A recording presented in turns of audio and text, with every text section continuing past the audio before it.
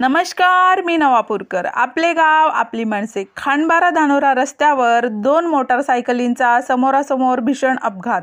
शेगवी गावालगत अपघात झालेला आहे. या अपघातात पप्पू नाईक व धरमसिंग नाईक हे तरुण गंभीर जखमी झालेले आहे. SK news Navapur. नमस्कार.